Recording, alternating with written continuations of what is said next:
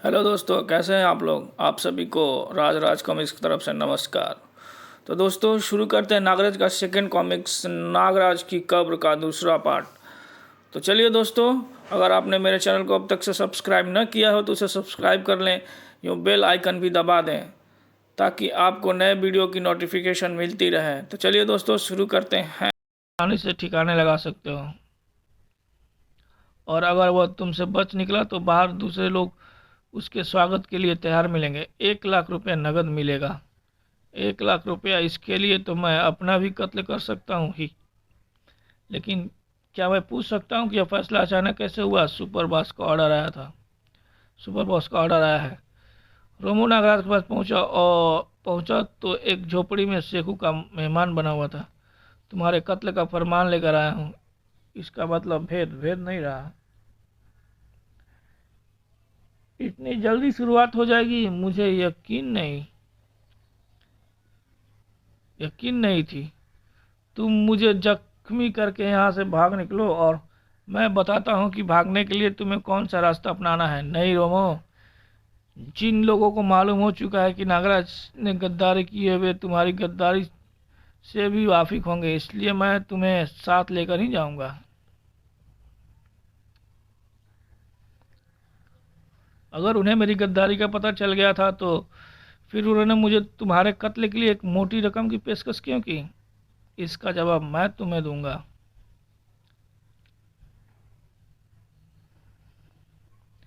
ओह शेखू, तुम हमारी बातें सुन रहे थे? मैं अपने कमरे में बैठकर भी तुम्हारी बातें सुन सकता था। देखो इस गुलदस्ते में क्या है। माइक्रोफोन। मैंने कच्ची गोलियां नहीं खेली है नागराज। आश्चर्य इस बात का है कि रोमो को तुमने अपने फ्रेम में कैसे ले लिया। डोंट मूव, मेरे साथ सच्चे निशानेबाज हैं। मेरा ख्याल था कि 1 लाख के लालच में रोमो तुम्हें कत्ल कर देगा या फिर तुम रोमो को कत्ल कर दोगे। फिर तुम में से एक रहेगा जिसे बाहर निकलते ही गोलियों से भून दिया जाएगा। लेकिन तुम तो कहते थे कि सुपरबास का हुक्म है। सुपरबास के हुक्म के बाद ही तो मुझे तुम्हारी गद्दारी का एहसास हो गया रोमो। बहरहाल अब दोनों मरने के लिए तैयार हो जाओ। रे टा टा टा टा आई फुस फुस। अपने साथियों पर सांपों का हमला होते देख शेखू भाग खड़ा हुआ। कम ऑन रेमो, जमीन से चिपक जाओ। धाए धाए रे टा टा टा टा। नागराज की कलाइयों से सांपों की बरसात होने लगी। उनकी गोलियां मेरा पीछा करेंगी। मैं उनका सारा ध्यान अपनी तरफ केंद्रित रखूंगा और इस बीच तुम फरार हो सकते हो। मैं पीठ दिखाकर भागने वालों में से नहीं हूँ। तुम्हें यहाँ अकेले छोड़कर नहीं भाग सकता। उस्ताद, अभी मेरा भी कमाल देखो। ओह, नागराज तो सांप की तरह तेजी से रेंगता निकल गया। मुझे भी अपनी कला का प्रदर्शन करना चाहिए। और रे टा टा टा टा टा टा धाए धाए धुड़ुम धुड़ुम। उधर रोमो छप्पड़ फाड़ कर कूदा और या ई ठाक। और इधर रे टा टा फुस चिप ठाक ठाक तड़ाक। शेखू के अड्डे पर तबाही के बादल मंडराने लगे। ये ले अब आग का खेल देख। फुस सा फुस फुप। सांप सांप सांप सांप सांप। तभी शेखू भाग रहा है, मगर शेखू को नागराज के नाग ने रोक लिया। बाप रे, ये सांप। बस्ती में शोर मच गया। लोग बस्ती छोड़कर भागने लगे। झोपड़ियां भीषण आग की लपेट में घिर चुकी थी। तू जिंदा रहकर हमारे काम आ सकता है। रोमो अब तक नहीं आया। मैं यहाँ पहले ही तुम्हारा इंतजार कर रहा हूँ उस्ताद। तुम यहाँ थैले में क्या भर लाए हो? कीमती शराब की बहुत सी बोतलें मिल गईं। मैं समेट लाया। किसी सुरक्षित जगह चलो। झींगाघर से अधिक सुरक्षित जगह कोई नहीं। दोनों झींगाघर पहुंच गए। शेखू डर के मारे बेहोश हो गया। इसे होश में लाओ। यह कुत्ता होश में आ गया उस्ताद। मेरी आंखों में देखो शेखू। शाबाश। अब तुम मीठी नींद सो जाओ। नागराज ने शेखू को अपनी सर्पीली आंखों से सम्मोहित कर डाला। बुलडॉग के अधीन कितने स्टेशन काम कर रहे हैं? 7। सातों की पूर्ण जानकारी हो। सम्मोहन अवस्था में नागराज ने शेखू से बहुत सी बातों की जानकारी हासिल कर ली। उस्ताद, तुम तो जादूगर भी हो। शेखू जैसा 6 बास और हैं जो बुलडॉग के अधीन काम कर रहे हैं। इस तरह बुलडॉग के गिरोह की रीढ़ में 6 जोड़े और बाकी हैं। पहले इन जोड़ों को तोड़ेंगे, इसके बाद रीढ़ की हड्डी टूट जाएगी।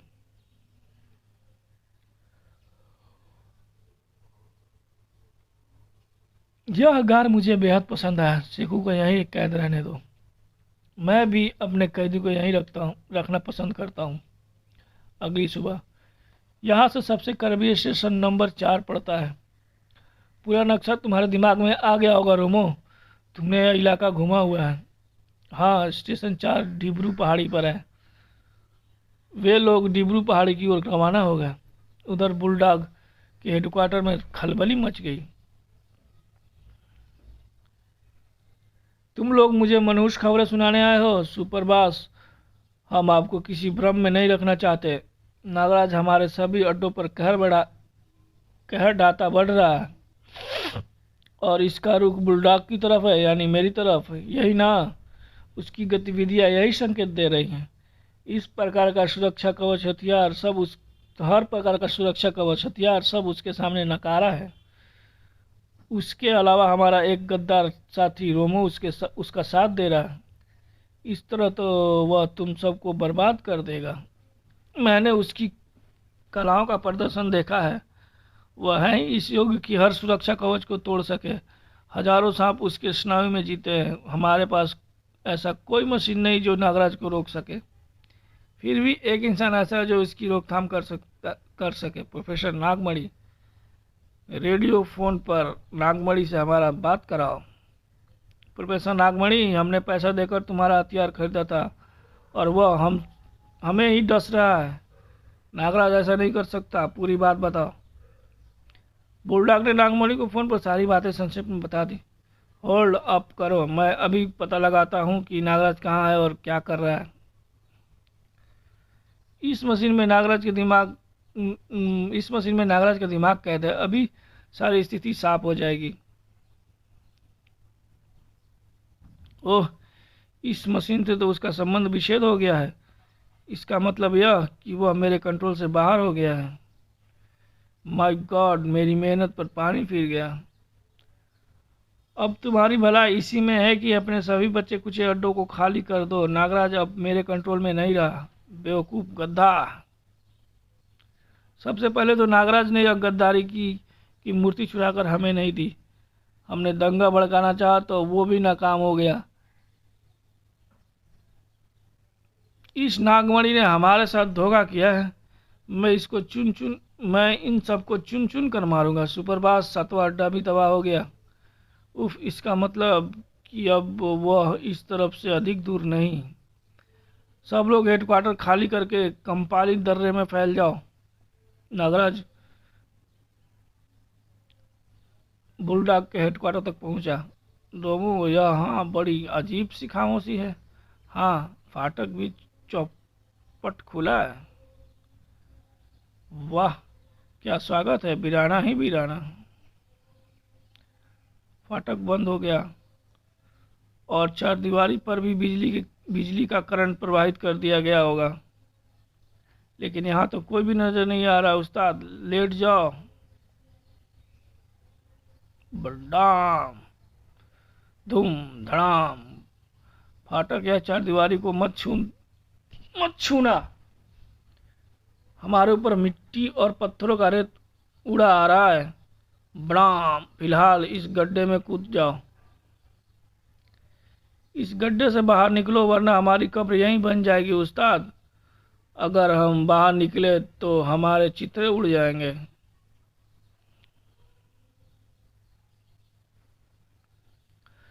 उन्होंने हर इंच पर मौत बिछा रखी है और हम पर उनकी नज़र है। सब कुछ दूर से कंट्रोल हो रहा है। ओह, मिट्टी जमीन में भूकंप, ओह जमीन में भूकंप, मिट्टी और पत्थरों का रेला, जमीन पर दरारें पड़ रही हैं। बस हमारा किस्सा ख़त्म हो गया उस्ताद, मैं आखिरी बोतल मुंह में लगा लूं। क्या नागराज इस कब्र से बाहर आ सकेगा? नागराज की कब्र। तो चलिए दोस्तों, मिलते हैं नागराज के नए कॉमिक्स में, नागराज का बदला। तब तक के लिए नमस्कार, शब्बा खैर, बाय बाय।